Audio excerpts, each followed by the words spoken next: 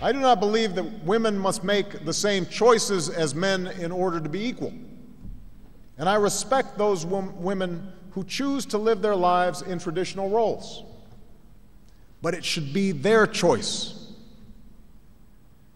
And that is why the United States will partner with any Muslim-majority country to support expanded literacy for girls and to help young women pursue employment through microfinancing that helps people live their dreams. For the government and people of Uzbekistan, where some 90% of the population are Muslim, Barack Obama's Cairo speech wasn't only welcome as a bridge-building exercise, but also seen as a validation of their commitment to microfinancing, small, low-interest loans to people who wouldn't normally be able to access capital. Just a few days before the speech, the country's capital, Tashkent, hosted an exhibition measuring the impact of microcredits to more than 500 rural women to develop businesses. When we just started this project 3 years ago, we thought that maybe it would be interesting for our rural women to participate in such kind of initiative, because we want to help them to contribute in their family's economics and the country economics. Of Uzbekistan's 28 million people, some 28% work in agriculture.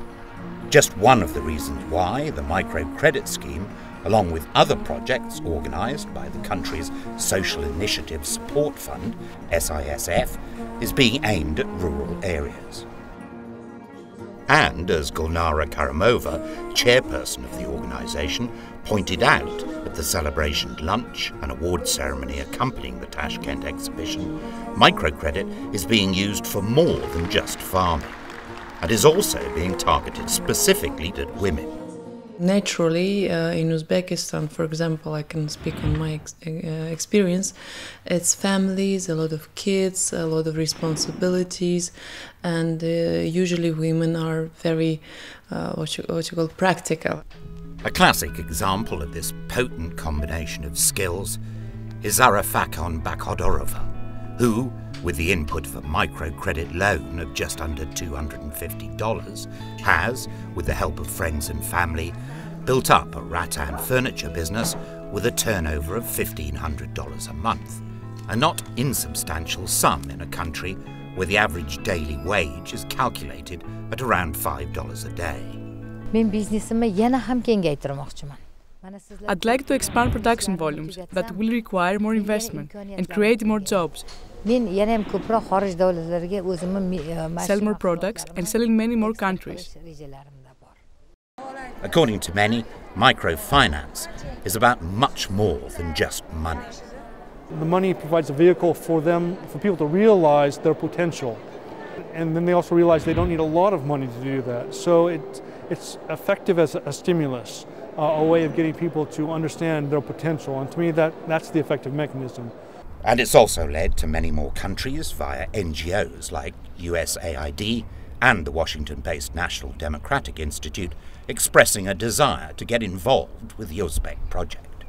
My organization's mission is the development of democracy and citizen participation, and the Women Farmer project is really moving more and more toward taking on an advocacy role where the women will advocate for their own needs as farmers and as women. For SISF's Gulnara Karimova, who is also her country's ambassador to the UN, working with foreign NGOs means avoiding reinventing the wheel by tapping into outside experience, which will then help grow domestic NGOs. There are several NGOs which we technically and frankly speaking learning a lot from. There's like for example NGO in Austria, Caritas, one of the biggest in Europe, and we had the opportunity to send our people to learn the infrastructure, to learn how to build NGOs. The original developers of microfinance, the Grameen Bank in Bangladesh, wanted to create an environment in which low-income households would have permanent access to a range of financial services. Uzbekistan is taking that model and refining it for their local market of entrepreneurs.